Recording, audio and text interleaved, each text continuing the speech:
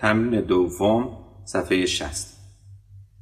از این تمرین تا آخر تمرین 8 در صفحه 61 ما از 3 دانگ ره میکرون فا سل دانگ شور همون دانگ خارا استفاده میکنیم که ازش نوت فا و سل استخراج میشه. بعد از اون سل لا کرون سی بمول دو که همون دانگ شور هست و بعد دانگ دشتی دو ره می بمول فا پرده نیم پرده پرده تنینی بقیه تنینی استفاده خواهیم کرد. در تمام این تمرین ها علامت سرکلیدمون سی بمول می بمول و لا کرون هست. در این تمرین به این شکل عمل میکنیم که دو بم دو سی لا بم. این پنجه اول ما هست که یه پرده میاد عقب. راست چپ راست راست راست چپ بمامون چپ میخوره.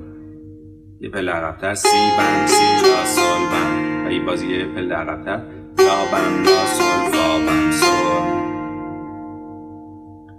بعد از اون میگیم دو دو سی لا، یعنی میام اون بم رو حذف میکنیم. وقتی جای خالی بم رو برای خودمون بشماریم ولی نزنیمش ریتم پایینی در میاد. اگر دقت کنین اولین میزان در خط دوم دو دو سی لا به این شکل میشماریم که 1 2 3 4 5 6 میزان 6 8 که سر 4 هم ما پای دوممون رو اجرا میکنیم.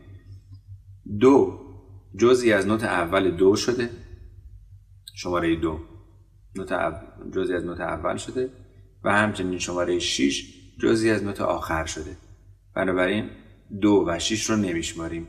1 3 4 5 1 3 4 5 1 3 4 5 و به این شکل ریتممون در میاد. دو دو سی لا، یه پله عقب‌تر سی سی لا سل، یه پله باز عقب‌تر لا لا سل فا سل. همین جمله یک پله زیرتر اجرا میشه از ره.